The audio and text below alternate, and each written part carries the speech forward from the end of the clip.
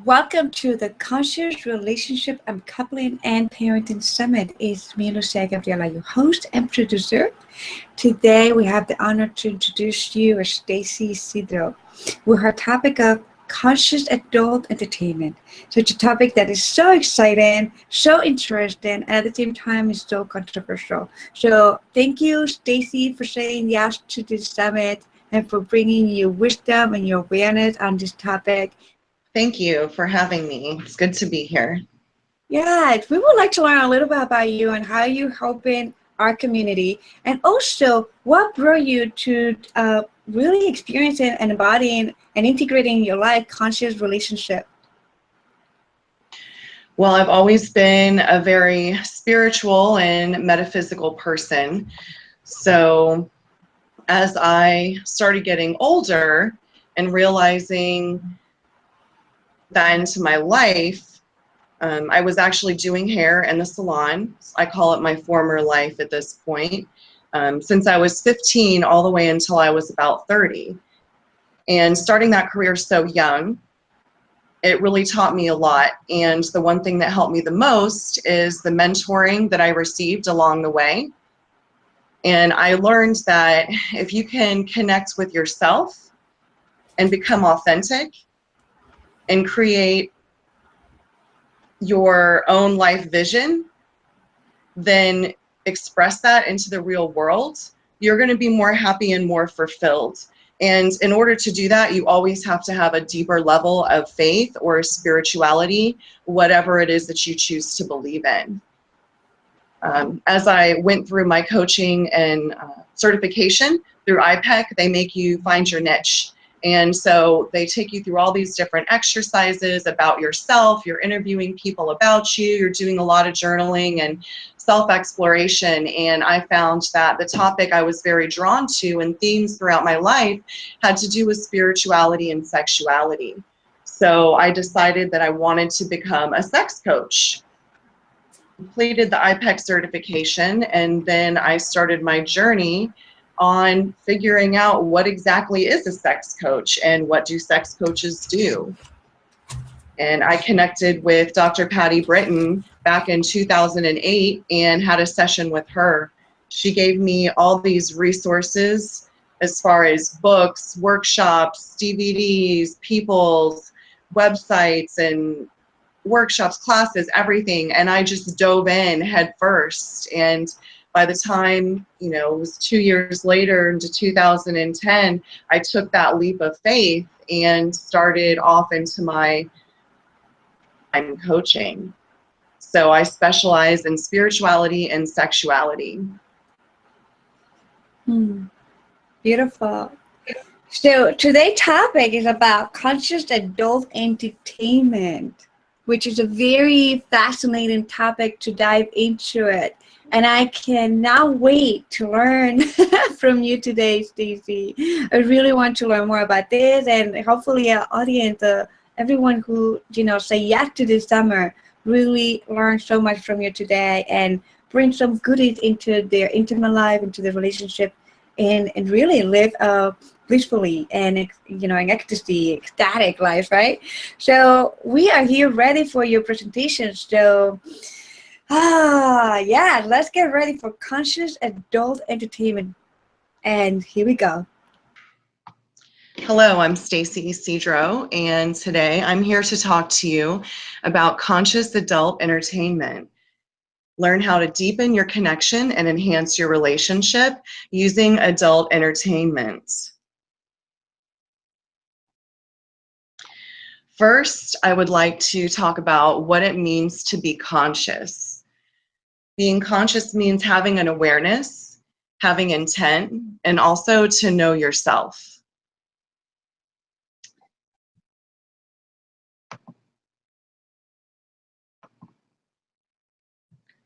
The next question is, what exactly is adult entertainment? Adult entertainment can include anything such as pornography in the form of pictures, videos. It could be erotic writing. You could find it on the internet. It could be webcam chats, and it can also be in person, such as clubs, workshops, anything about sex. It can also incorporate toys, different seminars that you can go to. So combining those two together, conscious adult entertainment means that we're using adult entertainment in the way that it was supposed to be used, for entertainment purposes only.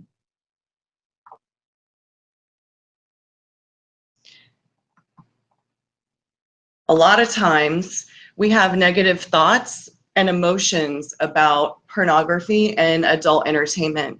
For most people, it brings up a lot of feelings of shame and guilt.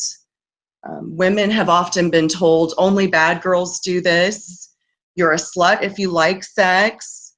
Men get shamed as well. We've come up with this man whore term. Sometimes we feel like sex and sexuality is gross, or that things that we see or hear about are completely unrealistic for ourselves. Men get told that they are the size of their penis, they are how much they ejaculate, and that manhood is go in and get it done. Real men, fill in the blank. A lot of times, these negative thoughts and emotions that our culture and society tend to feed us create body image issues and trust issues. And again, the shame and guilt surrounded with sexuality. Our culture and socioeconomic status, our religious or spiritual beliefs, our family, and our past experiences all culminate together to shape who you are today. It shapes your present beliefs, values, and your patterns.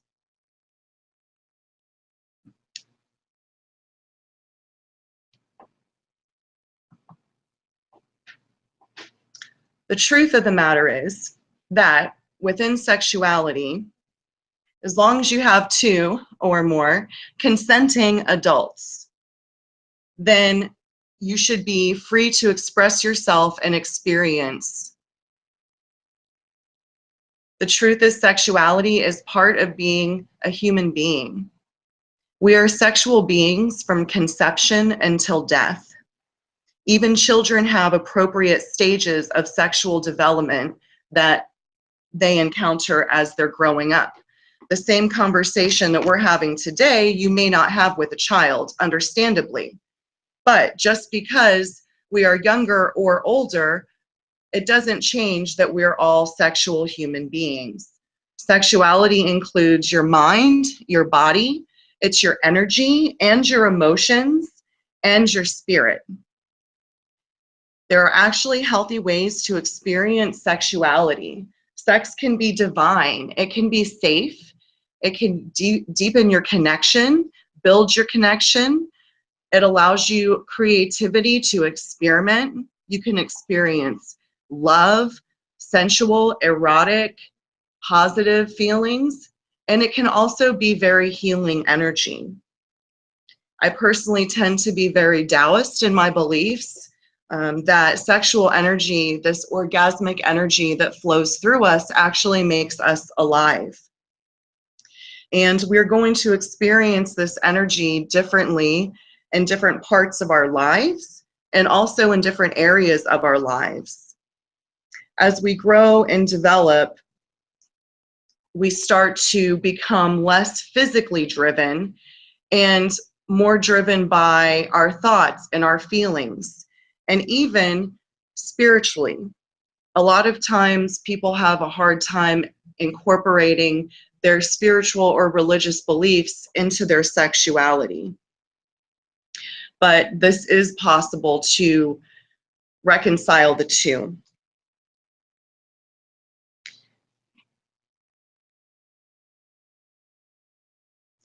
The adult entertainment industry is an over $14 billion industry.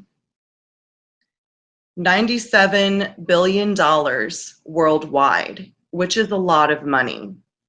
So, if sex is part of being a human being, and we actually have body parts that are specifically made for sexual pleasure and enjoyment, then it can't all be wrong.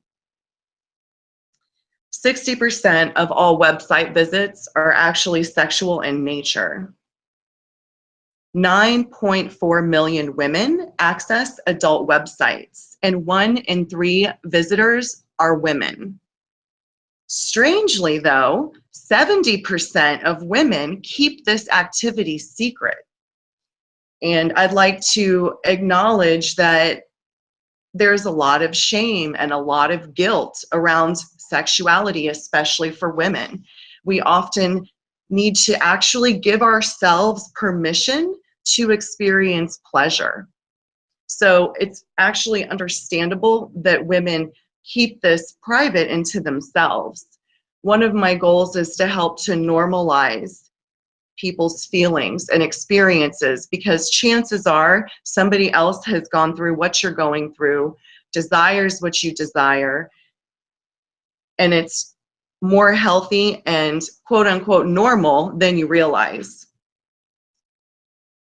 8% of all emails are actually pornographic. And every second, 28,258 internet users are viewing pornography. All these I got off the internet from grabstats.com, and feel free to research these statistics. They're growing every year. I'd like to reiterate, every single second, right this second, 28,258 internet users are viewing pornography.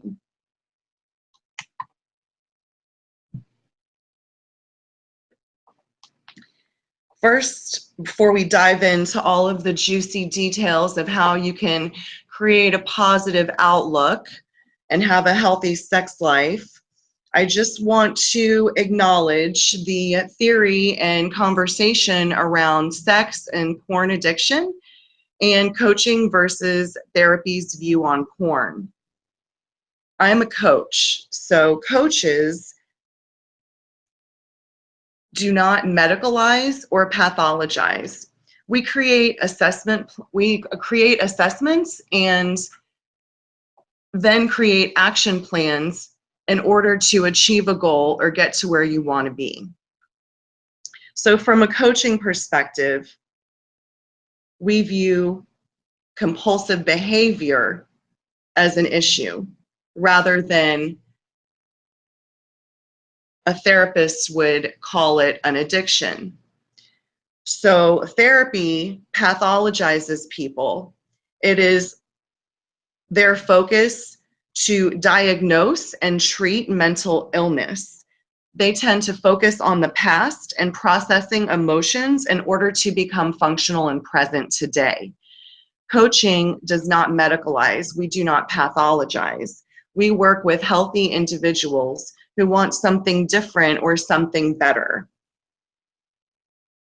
There are people that are going to need to go through therapy or address their concerns with a medical professional, and I'm not going to discount that, because that is one of the first things you need to do when considering sexuality, is make sure that you're healthy, physically healthy, mentally healthy, emotionally, in order to have a complete, fulfilling experience. We need to be within the present. So I will do a disclaimer here that if someone does have these types of issues that need to be addressed by a therapist, by all means, please seek help.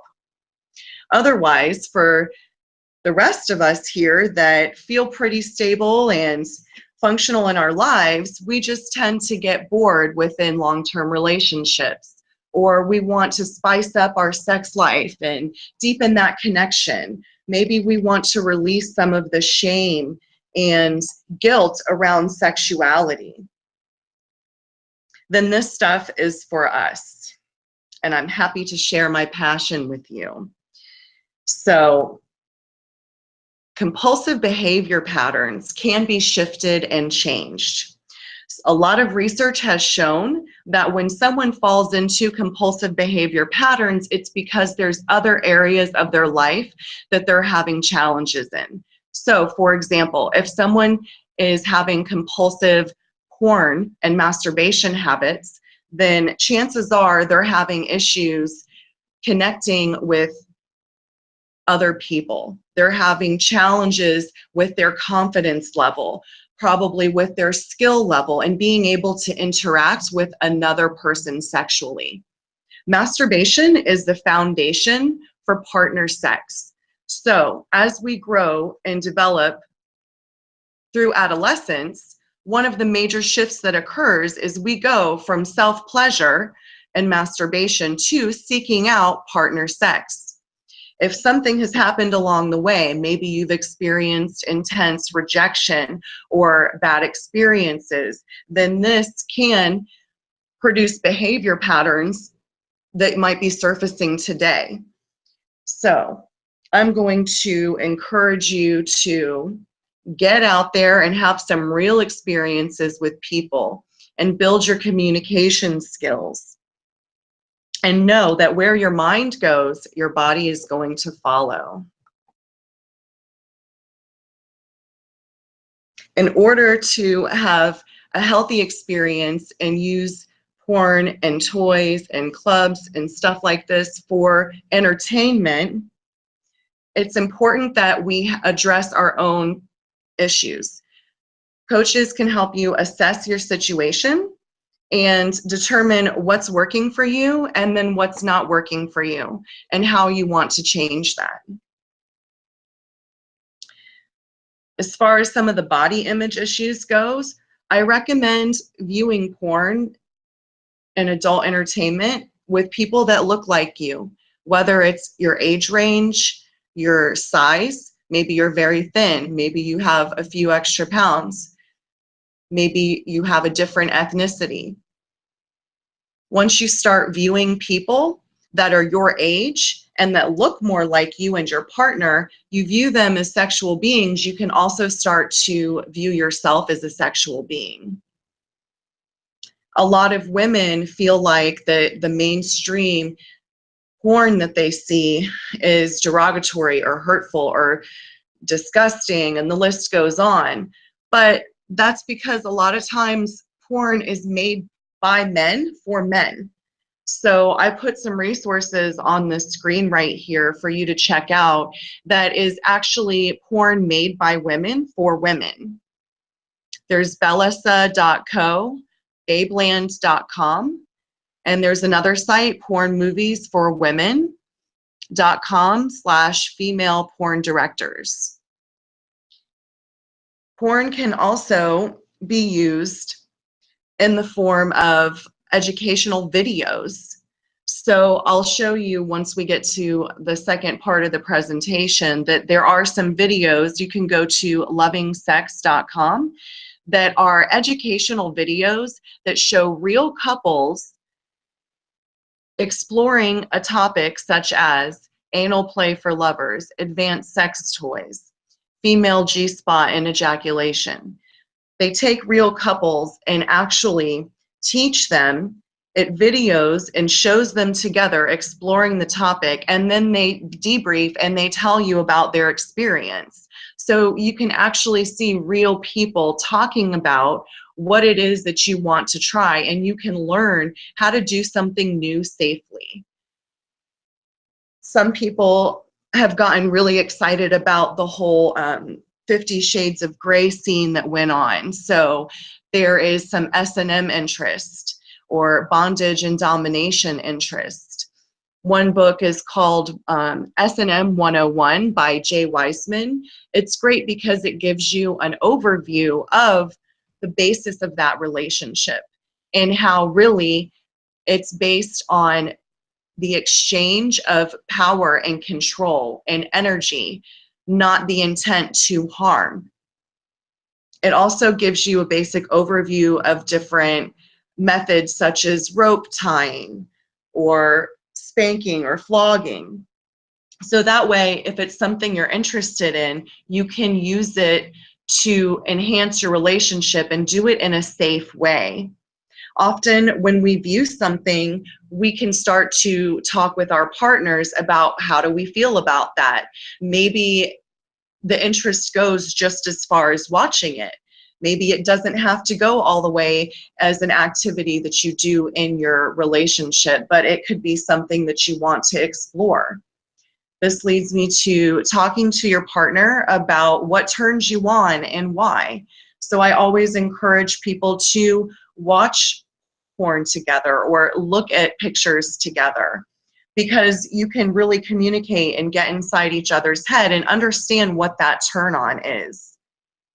There's also a large number of toys that are available for partners to use, either alone or with your partner.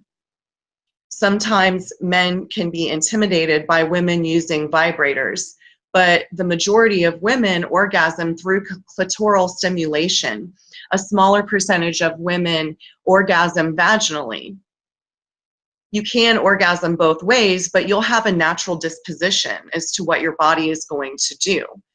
So using toys can be a way to have an orgasm with your partner or alone. Releasing the shame and blame and guilt around sex is a major thing. It's very important. It's your responsibility to have an orgasm. Nobody can make you. A lot of this is in our head. Like I said up here, where the mind goes, the body will follow. So I've learned through my experience, if I want to have an orgasm, I will. I can tell someone what to do. I can show them what I like, what I don't like. I can go there in my mind, because what happens in your mind creates things that happen in your body, is the arousal, the hormones flowing, the energy. And the energy produces a physical response. So oftentimes we need to take responsibility for our pleasure and literally give ourselves permission to experience pleasure. There is a website that I enjoy that actually reviews sex toys, and both partners review them. It's called freddieandeddie.com. It's a couple that started using sex toys to enhance their relationship and decided to start writing reviews. And so you can visit that site to see their journey along the way and get reviews on some sex toys that you might be interested in trying. And this is from a real couple, not just a company that actually made the toys. And another thing about the toys and safety, you want to make sure that it's made by plastics that are not harmful to the body, that don't have all of the chemicals in them, that are medical grade silicone, things that are safe to use. And you can always put condoms over your toys so that they can stay clean. And of course, washing them. Always find out how to care for the toy that you're purchasing. Some of the dildos, the material they're made out of now, you actually put powder on them to keep them soft and prevent them from getting sticky.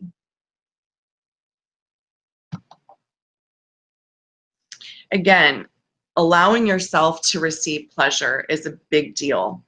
You deserve to experience pleasure and happiness. Again, sexuality is part of being a human being. It includes our mind, which is how we think about sex. What do we think about it? Our emotions is how we feel about it, and how does it make us feel? Women are automatically going to go to past experiences and emotions. That's the way we're wired. Men are going to be very visually stimulated. Sometimes we literally need to reprogram ourselves for pleasure. If we've experienced any type of traumas or abuse or body shaming, you need to sometimes seek therapy in order to process those emotions, but more importantly, learn to love yourself first and start to yourself. We're all creatures of habit and creatures of patterns. So sexually, we're not any different. It's also important that you get accurate sexual health information. I've listed a couple of websites that you could go to, such as goaskalice.columbia.edu. It is a website that answers all different types of questions, anything from sex to hair removal around sex. There's also sexualhealth.com that is more health related as far as getting tested for STDs, which is something you want to do every 3 to 6 months, depending on your level of sexual activity. You should always put your health first. A lot of couples complain that there's a low sex drive or a mismatched sex drive. And the first thing we should do is probably get our hormones checked out and make sure that we're functioning medically in a healthy way. Once that is ruled out and you know that your hormones are on track and you're good to go, then you can start moving forward with some other things, such as using the DVDs I mentioned at the Loving Sex in order to explore something new. You can even watch the DVDs, some of them without the educational part, so it does become more erotic.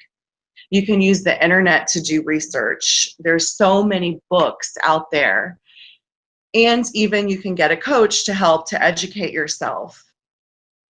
Betty Dodson and Carlin Ross is one of my favorite websites to go on. They answer many questions, and Betty Dodson is a pioneer in women's sexuality. She actually has group workshops that teach women how to orgasm and help women to love their bodies. She does artwork with different vaginas.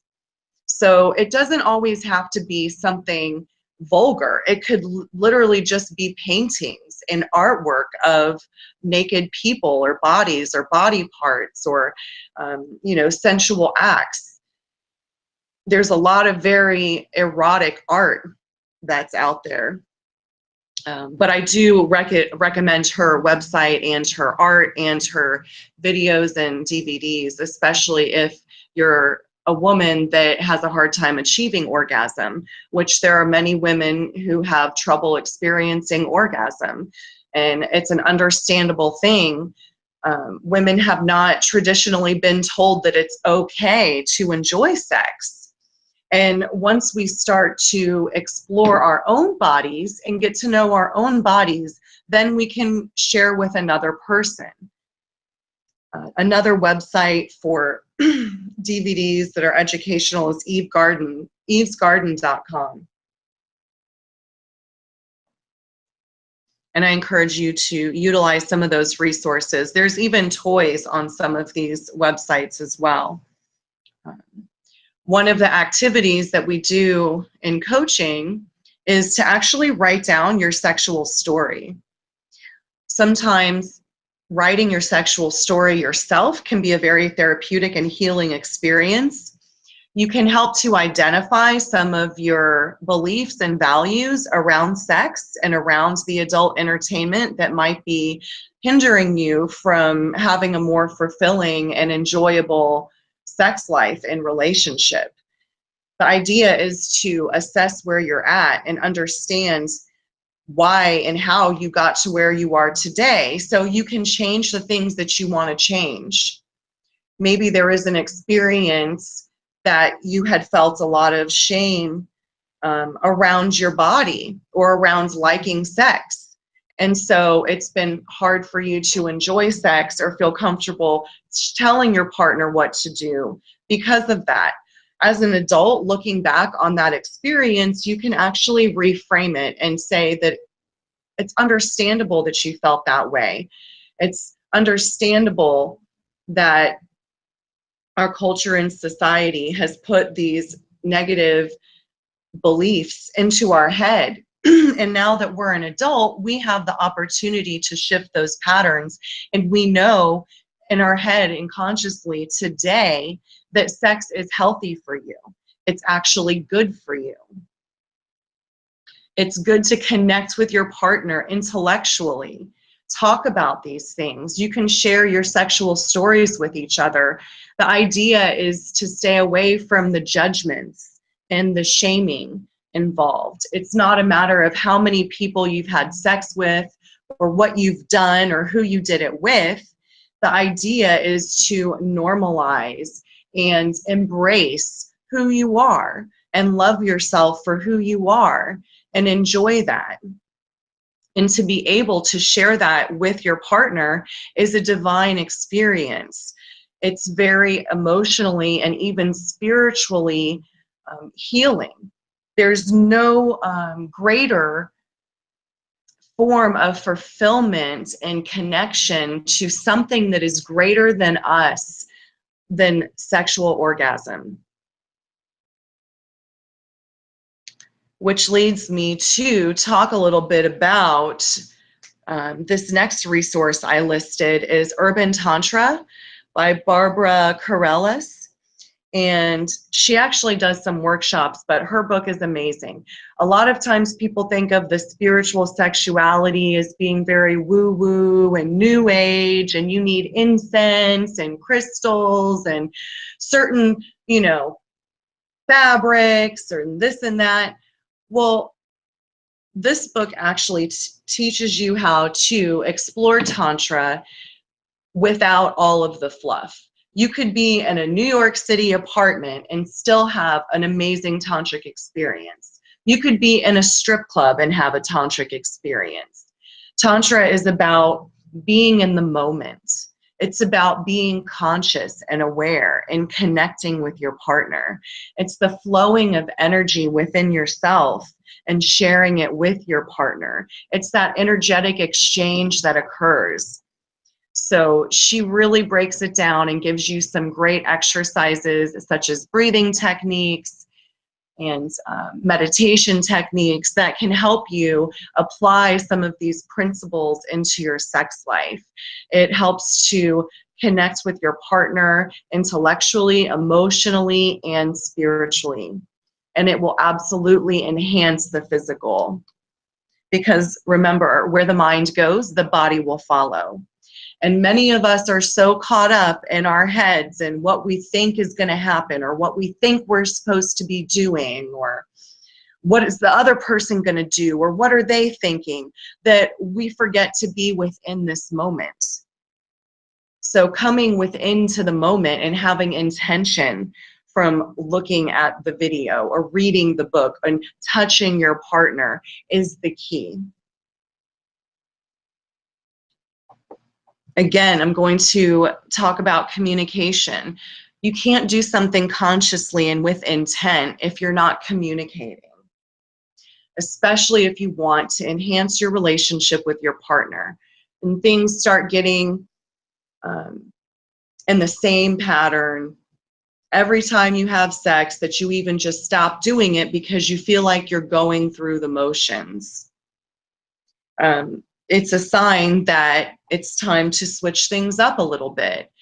You're supposed to enjoy your sex. You're supposed to enjoy your partner. It's supposed to be that deepest level of intimacy and fulfillment that you could possibly experience. It's supposed to be rejuvenating. It shouldn't seem like a chore. So communication is very, very key. There's actually 3 levels of listening that sometimes you hear about, like within sales or in your career, different coaching stuff. I remember in the salon, they would go over the levels of listening with us so we could really hear our client and what they were trying to achieve. And these 3 levels of listening are still being taught to me today in one of the courses that I'm taking at Sex Coach U. It has to do with, are you listening just to figure out what you're going to say next? Or are you listening and really focusing on your partner and hearing every word that they're saying without thinking about it? And that deepest, highest level of listening has to do with being intuitive.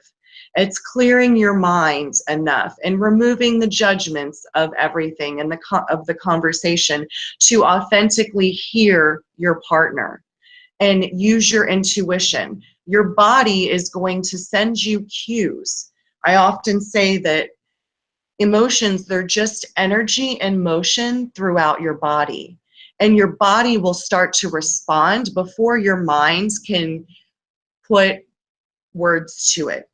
So if you're getting that feeling in the pit of your stomach, it makes you uncomfortable, or butterflies, you're getting excited. it's important to listen to those feelings and messages that our body is sending us, as well as using our ears to hear what our partner's specifically saying. Another form of communication is nonverbal. It has to do with touch. And the 5 levels of touch is something that everyone can explore. drrobinheight.com has a page online that you can look up, and it explains the 5 levels of touch.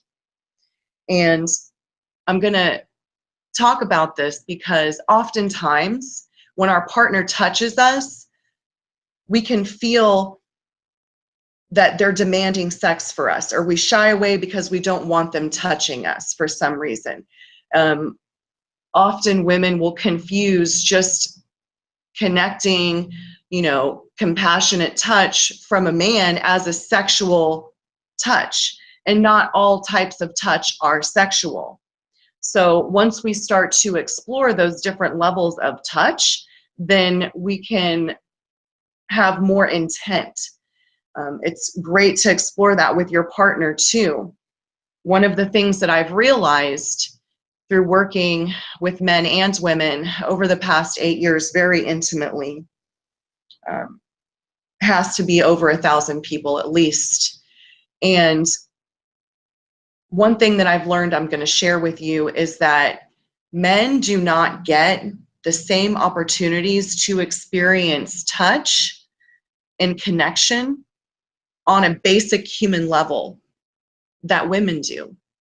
Women are pretty much inundated with touch and feelings and emotion. So it's understandable that we feel tired and exhausted, especially emotionally, and that we don't gravitate towards sex for that connection because we are immersed in it all the time, whether it's with kids, with our friends, even our jobs tend to be more touchy-feely. Well, men don't have that opportunity. Men have been compartmentalized into being providers only. They're shaking hands, maybe patting each other on the back, and maybe giving their child a hug. But that's about it. There's been studies that talk about how little men actually get to experience basic human contact every day. If you think about it, babies will die if you don't touch them. What makes you think that we're any different as we get older? One of the only ways that men are socially allowed to experience touch and connection and have feelings is through sex. So I feel like it's understandable that they're constantly gravitating towards sex because that's their only outlet that they're really allowed.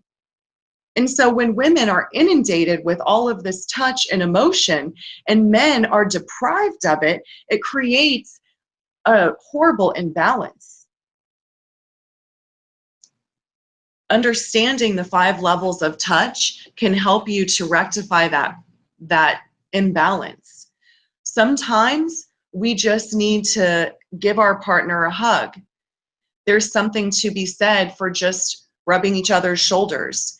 Even having time spent in each other's arms, just body-to-body contact without the intent of sex is so important. Sometimes we need to start there before we can dive into some of the things that I've touched on briefly today, such as the watching porn together or experimenting with toys. Sometimes we have to learn to touch ourselves first. Once we start to understand the basic human need for touch and compassion and companionship, then we can start to take away a lot of the shame that we feel on the need to experience pleasure and connection and touch with our partners.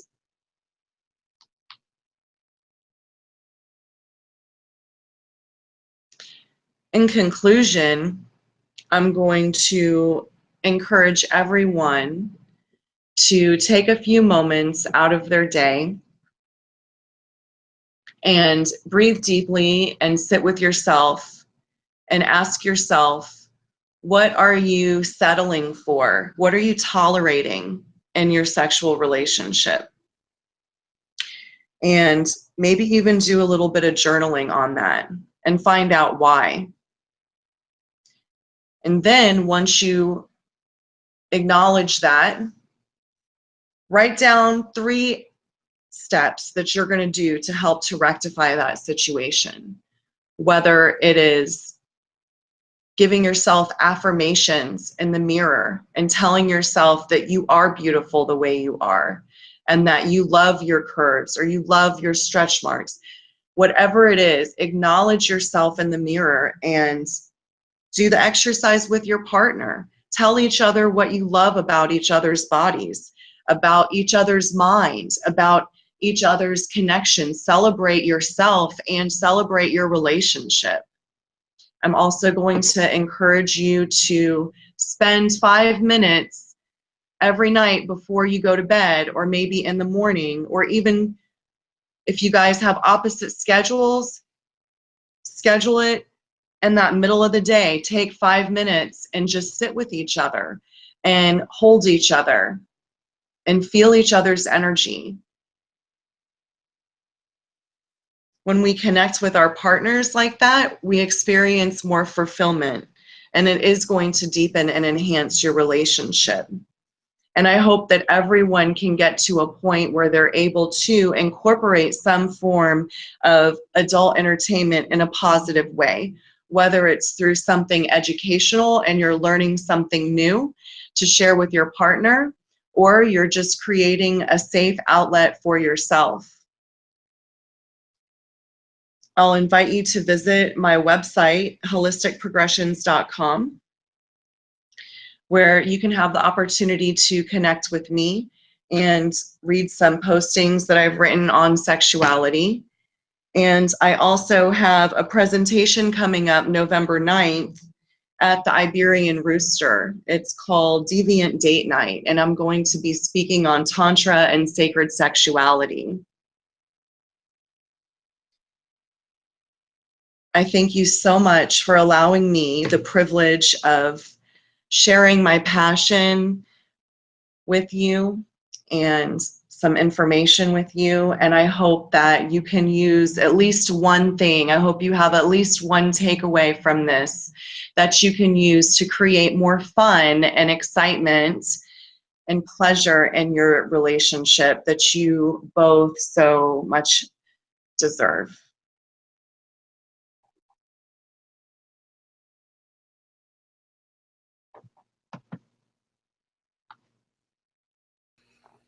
Thank you, Stacie. That was amazing. I really learned a couple of great things in here. So in your presentation, you talk about reprogramming ourselves to experience pleasure. What can people do for to be able to reprogram that into their life, into the experience?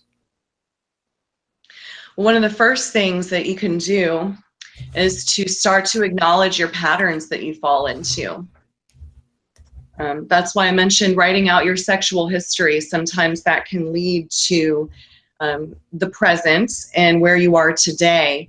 If you can figure out what your patterns are, then you have the opportunity to shift them. Great. That's something like I also kind of like practice. I usually have some clients that I recommend them to do their, whatever they want to call the penis, cock, or dick journal, or the vagina pussy journal, and really connect with what's actually happening, like what is actually feeling, and recognize the patterns that they have going on. So usually people get very surprised by what they find about themselves when they start writing and journaling this. Pretty. Yes. It can be very revealing. And I'll even mention, like, if a woman is in the pattern of always using a vibrator to orgasm, it's probably going to be harder for her to orgasm from only oral stimulation. The same thing for the men. If they're used to manually masturbating their cock and stroking their cock with their hands, they're going to have a more challenging time ejaculating and experiencing orgasm vaginally or through oral stimulation because their bodies have come into the same pattern. Yes. So it's important to switch it up and try new and different things. It is all about variation, like really getting the body into testing different things and not just getting the mono state, like it's like all the same over and over and over. I really was, I didn't have this in awareness, but I really love that you mentioned that the aspect that men don't get touched as much as women are, and that really kind of like gave me a little more insight perspective that it's actually true. Like, you know, like working in the body work field, like doing, you know, massages, and like one of the biggest percentage of like clients is male, even though they think it's women, but I know it's male because men are the ones that actually look for not just to heal the body, but also they look for connection.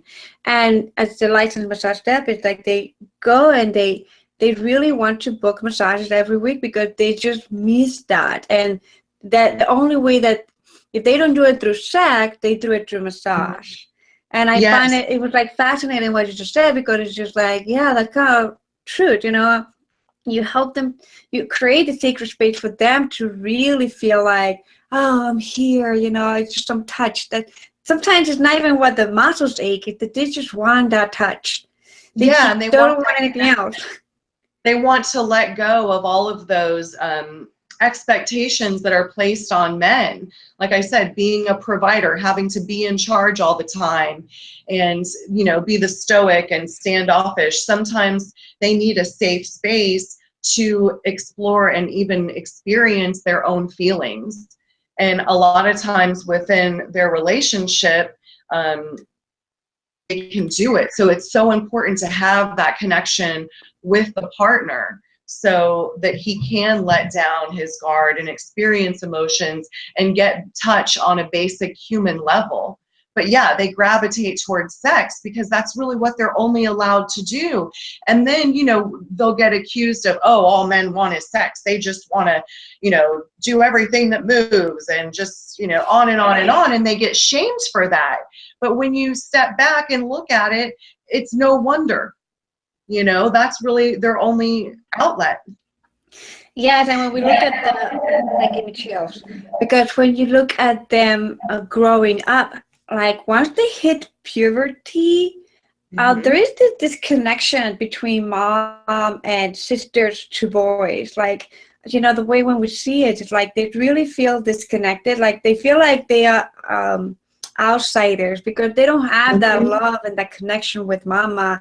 They're hugging, they kiss, the love, and, you know, all that attention that they get from mom. They just don't get it. Like become like, now that they become, you know, kind of like teenagers and they start getting that sexual experience within themselves, development within themselves, I have seen that many moms push this energetic push that they just like, you know. Yeah, they get scared and they separate because you're right. The boys start feeling these feelings and hormones. And one thing I noticed even with my son is that big hug became this hug. Yeah. The arm's length pat on the back hug. And it's because they get to breast level. Yeah. And you go to hug them and then they're experiencing hormones through their body and they can't control that. And so, yeah, there's this separation that occurs, you know, and sometimes they feel ashamed for that. You know? Yeah, at the same time happen with women, like with the girls growing up, they feel the separation from the dad perspective now. Like now the dad is like, you have boob now, I cannot hug you. Exactly. Yes, I know. One of my daughter's father had said, "Oh my gosh, now it's like I'm scared to tickle her. I guess we can't wrestle and play around anymore." You know, it's like the activities shift because their bodies are changing and they feel like they need to be more standoffish, you know, and separate that physical contact. And that's, again, there goes another isolation of the man. Yeah. And even isolation as a parent. because Yeah. many men, they want to be, they desire to be a father figure, they desire to be a father in many levels, and just seeing that change and that shift in their bodies, and with society, BS, they just feel like they just need to, stay away from it. And the whole separation, the trauma that caused, underneath all that is sad. And it's like, but that's what we have in these conversations here today. Exactly. I know. It's funny because I had recognized it on a level as far as touch and gravitating towards sex goes, but I saw a woman wrote an article I recently reposted. She broke it down to it's expressed as in rape culture, and I'm like, wow, a lot of the, negativity towards women and assault, it's exactly because of that. She just extrapolated it into a bigger picture there. So it's so much of an important conversation that needs to be addressed. Yes. So I'm so glad we're doing this. And what I love about the aspect of touch, like my love language is touch and word of affirmation. Like, I love to compliment people, and I love to touch. That's what I will never be able to give up my massage practice, because it's the way that I connect with my clients, and it's just this energy that passes through the hands, and the appreciation, the love, the understanding, the compassion that comes through you, and people can be open to receive. It's just fascinating. So this was leading to my next question for you, is knowing that touch is so powerful, so healing, in a very multidimensional level, integrated way, mind, body, heart, soul, and men craving for this, I find out many times they have a hard time receiving that. They sometimes, like, even though that they crave for it, they haven't been educated or taught how to truly receive without any attachment or expectations of whatever come across. So it's like, even, for example, in massage, they pay, so it's okay, they have to receive because they pay for it. But sometimes, like, even intimate relationship, they feel like, if they're intimate with you, if they don't touch you back, and if they don't hold you, they just don't feel comfortable. They always have to be doing or giving something, and they get their self-worth out of your response. Yes. How can we help men, we women, how can we help our men to allow themselves to receive more? Well, that is a whole process in and of itself. One, of course, is acknowledging that they do deserve pleasure. You do deserve to receive. You do have emotions and feelings. And also, it's the same thing with women, allowing yourself to receive. You sometimes have to literally give yourself permission to receive pleasure, and know that your definition of masculinity incorporates being able to receive pleasure authentically. It's like redefining, what does it mean to be a man? I've given that assignment quite a bit. Do some journaling on what it is to be a man, what it means to be a woman, and look at all those stereotypes that come up along the way, and start to reframe those, like men don't have feelings. Well, they do, and also taking away some of those judgments and expectations. I would recommend, if they constantly feel like they need to be giving and doing, to learn more about women's sexuality in general. Because, like I was saying, you have to take responsibility for your own pleasure. So he can't make her have an orgasm, and they need to understand that as we're watching these videos for entertainment purposes, not every orgasm looks like that. So watching different types of porn, and even I wanted to show like some of the educational videos here. I have some of the loving sex ones. Not all women's orgasms look the same. So a lot of times if a woman doesn't respond the way that they think they should, then they don't feel like a man or like they're good enough, because they're only seeing one thing, which is probably what they saw in an entertainment video. And acknowledging that a lot of that is entertainment, it's going to be more dramatic, it's going to be louder, it's going to be more eventful, and that's what entertainment is. Yes, I totally agree with you. Is even in the Tantra communities, there is this expectation of the show of orgasm. and sometimes even I have some teachers that have said, and I have listened to it, like, no, you have to just play with the sound and the movement and the breath. I'm like, okay, I get all that, but I feel like, you know, to me, an orgasm is that space that we have given ourselves permission to connect with the infinite self and taste our infinity. That's what an orgasm to me is, for me. That's my experience. So sometimes, like, sometimes I could be experiencing an orgasm where I'm like, woo! It's like, actually, I can have like orgasms and like very like crazy and all that stuff, even without even doing anything, just by being in my moment in my orgasmic life, or just by breathing and dancing, and it's like just having that ecstasy of just moving my sexual energy all over the place. And when I'm in my physical orgasm, right, like, I sometimes it just doesn't come like way like too loud, or I'm screaming and mowing and sounding like it's sometimes it just comes very natural, very silent and very subtle. Yes, I've had silent orgasm, laughing orgasm, crying orgasms, and that's exactly what it is it's the energy, the orgasmic energy flowing through us is the orgasm. It's not the ejaculation, because women can ejaculate too. Women can squirt, men can ejaculate, but we've told men that their orgasm is their ejaculation. So the issue is that that's a misunderstanding. Their orgasm starts before the ejaculation.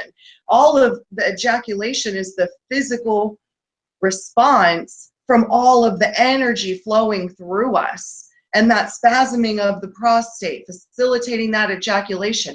But all that energy needs to be there first. And women were never really told, you ejaculate, or you squirt, or you don't do this, or you only do that. So you see so much variation within women's orgasms. Clitoral orgasms are different than the cervical orgasms, that are different than G-spot orgasms. And even women and men can orgasm anally. So there's so many, you could have a nipple-gasm. Like, you can literally experience orgasms so many different ways that, you just can't shut yourself down to only one. Don't limit yourself to only one vision of orgasm. I'll share with you before we wrap it up is I love that you mentioned the aspect of that masculinity also is about receiving. We have this whole misconception of society about they are talking about the masculine is only the doing, and always the giving. And when you only your feminine energy, you're receiving. And I love that you brought this up, because it's so important for people to realize that the feminine and the masculine, they're both giving and receivers. Like, they both have the same characteristic, and they're just different, different spectrum, different vibration. Like, it just comes in a different way, but being in the receiving in the masculine is so beautiful and so powerful, and something that we should all tap into it many times. Our human minds want to label things so that we can start to understand them. So masculine, feminine, yin, yang, good, bad. Some of the principles of Tantra have to do with, it's not the labeling of, it's just the experiencing. So our humanness wants to label and define good, bad, what it means to be a man, what it means to be a woman. So that's why I encourage that exercise a lot, because you can start to peel away some of those, mislabeling, some of those stereotypes that are not true. And once you start realizing that, Yes, men do have feelings. Yes, some women are more assertive and less emotional than others. You start to see people as people, and that it's the energy that you're drawn to. That's why they call it like chemistry between you two. Sometimes it's not the person as far as the physical package. With men, sometimes because biologically they are visually stimulated, that could add to it, but it doesn't take away that once those hormones start to subside and they get older, they need more of a mental and emotional and even spiritual connection in order to start having arousal. You know, they always try to take a pill and go back to this hormonally driven time of their life, when I think the point is of aging and getting older is that you can actually experience all of those other aspects that are include sexuality that aren't, it's not just procreatively based. You know, it's that energetic exchange that occurs, driving for and looking for. It's that intense orgasmic energy. Thank you so much for sharing amazing wisdom. And how can our community find you, Stacie? So I have a website. It's holisticprogressions.com.